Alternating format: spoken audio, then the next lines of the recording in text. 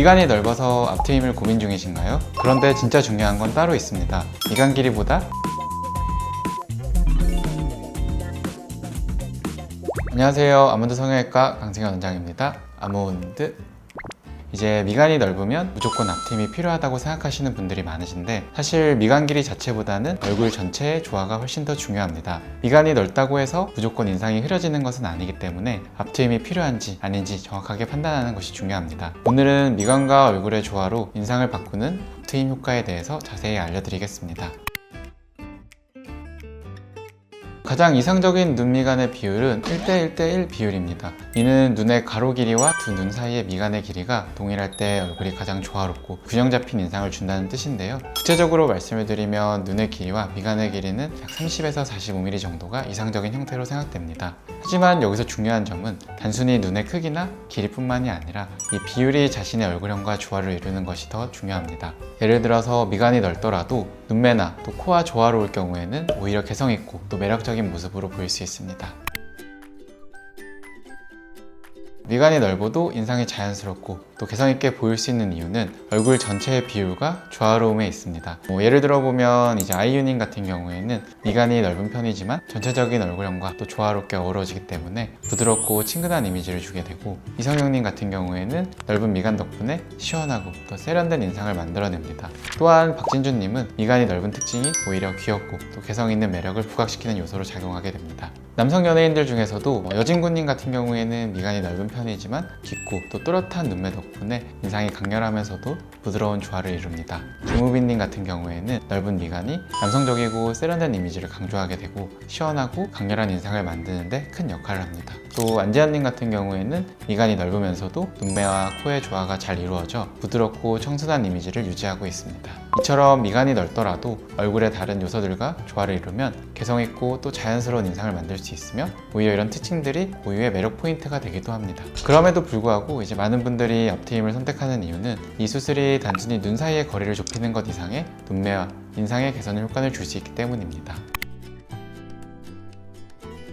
앞트임 수술이 적합한 눈 구조는 단순히 미간이 아주 넓은 경우뿐만 아니라 눈의 좌우 길이가 짧거나 눈매가 싸나워 보이는 분들에게도 해당이 되는데요. 앞트임을 통해서 눈 앞쪽을 열어주게 되면 눈이 더 길어 보이면서 부드럽고 또 시원한 인상을 만들 수 있습니다. 또 눈매가 강하게 느껴지시는 경우에도 앞트임을 통해 눈 앞쪽을 자연스럽게 트여주게 되면 인상을 한층 부드럽고 온화하게 바꿀 수 있습니다. 결국 앞트임 수술은 미간 너비뿐만 아니라 눈매와 눈 길이까지 종합적으로 고려하여 조화롭게 개선을 할 수 있는 수술로 눈 구조와 인상이 맞지 않는다고 느끼시는 분들에게 적합하다고 할 수 있겠습니다.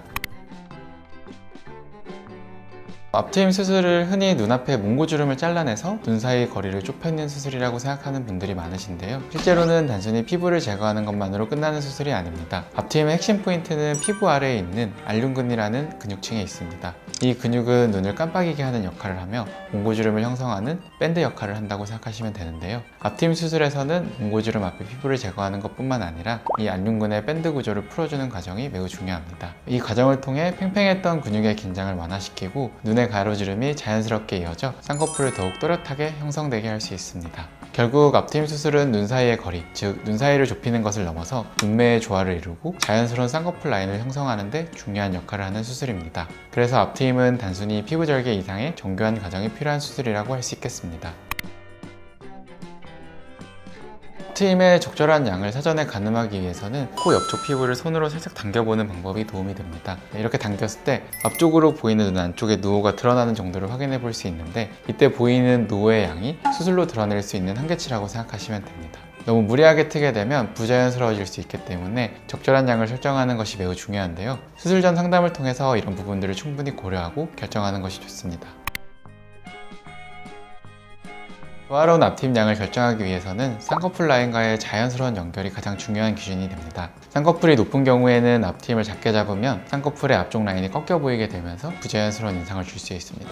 또한 눈 앞쪽에 누오가 드러나는 범위 역시 중요한 요소인데요. 보통 누오가 드러나는 정도를 30%에서 50% 정도로 잡는 것이 이상적이며, 최대한으로 열어도 70%를 넘지 않는 것이 좋습니다. 이 범위를 넘어가게 되면 눈과 코 사이의 거리가 너무 좁아져서 얼굴 비율이 부자연스럽게 보일 수 있습니다.